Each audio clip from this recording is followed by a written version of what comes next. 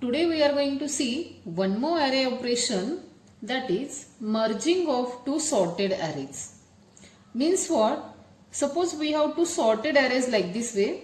This is the first array 1, 3, 5 and the second array 2, 4, 6, 8. And I want the third array which is the merged array and which will be again in the sorted order.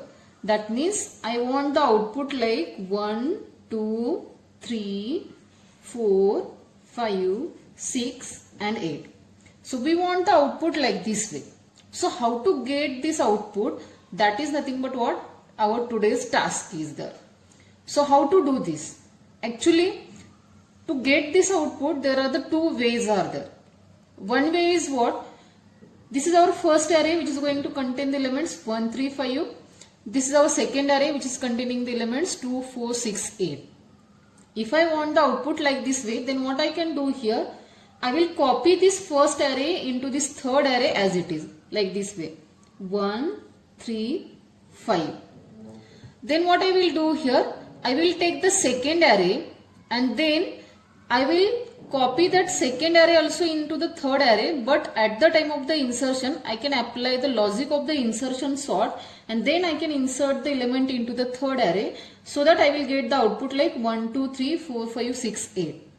But in this case, what is going to happen here? The time complexity is coming in the form like big O of n1 into n2. Now what is this n1 and n2? Suppose n1 is nothing but the number of elements of the first array.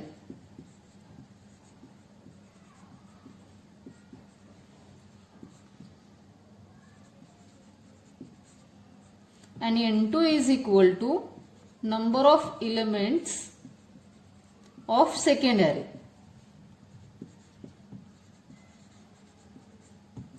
So if the n1 and n2 is the size, then the total time complexity will be big O of n1 into n1 into n2. So instead of this, if I am applying the different logic, that is the logic of the merge function of the merge sort, then I am going to get the time complexity in terms of the n1 plus n2. So now today what we are going to see here, we will see the second logic which is the efficient logic as compared to the first logic.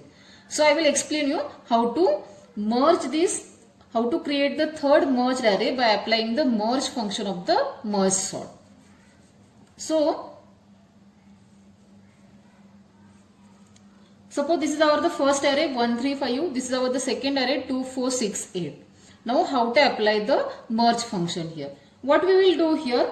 We will create the third empty array which is of the size n1 plus n2, because n1 is the size of the first array, n2 is the size of the second array. So obviously whatever the third array is there, size for the third array is the n1 plus n2. Now I will take the counter variable. Suppose I is the counter variable for the first array, j is the counter variable for the second array and k is the counter variable for the third array. And we are going to initialize this I index at the 0th position, j index also at the 0th position and k index also at the 0th position. That means we will start from the beginning of the array. Then what we will do?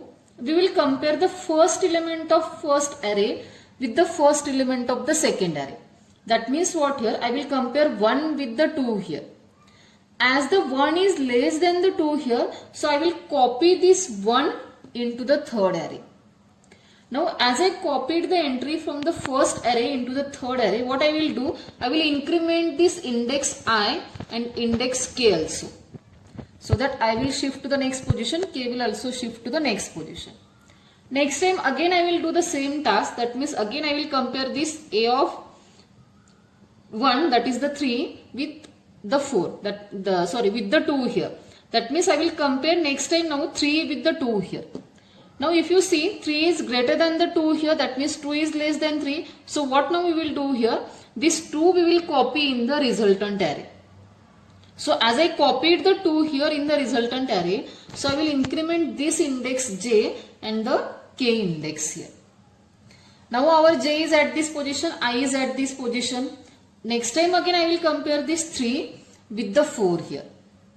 As the 3 now is less than the 4 here, so now what we will do here, 3 we will copy in the resultant array and we will increment the index of the first array and index of the third array also.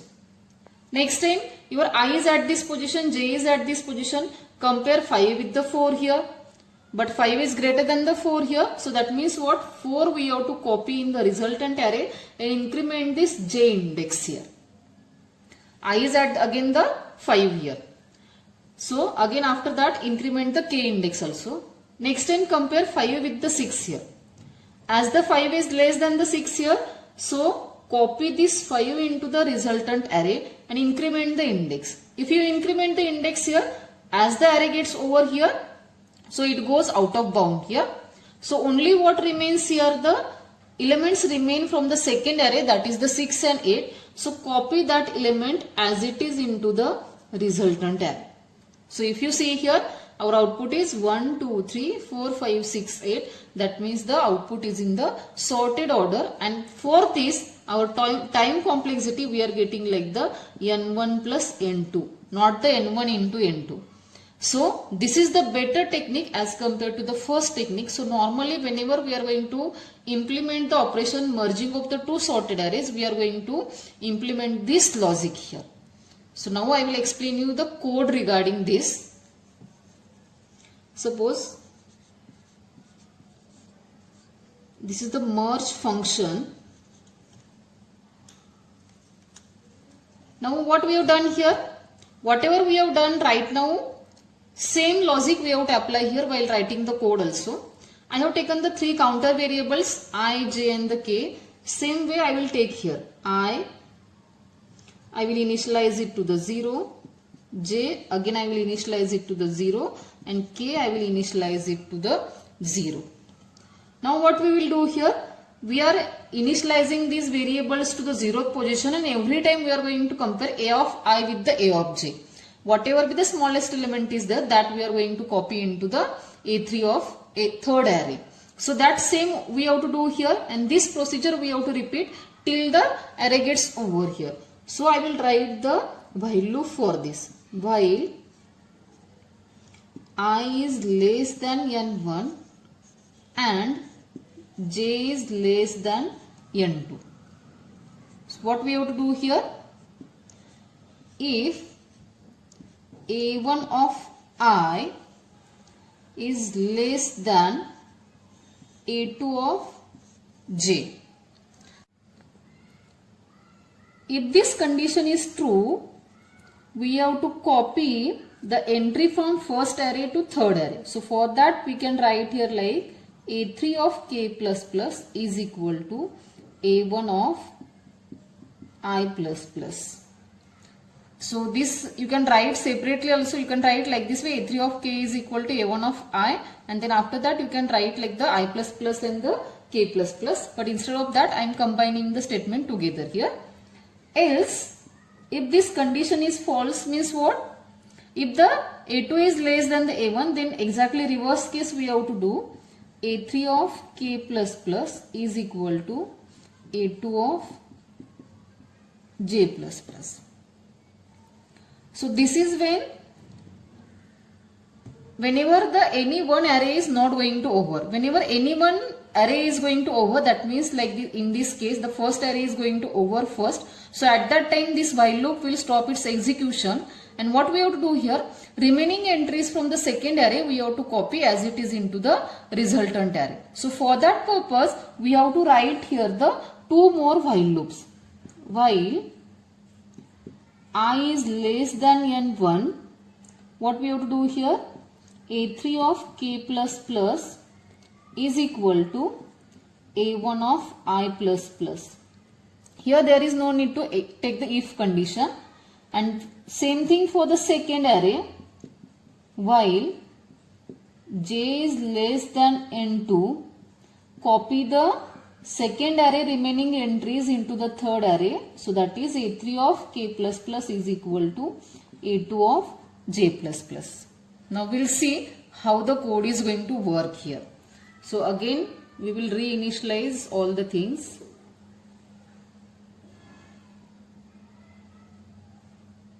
what we have done here, we have taken the three counter variables I, j and the k. So I will initialize here these three variables once again.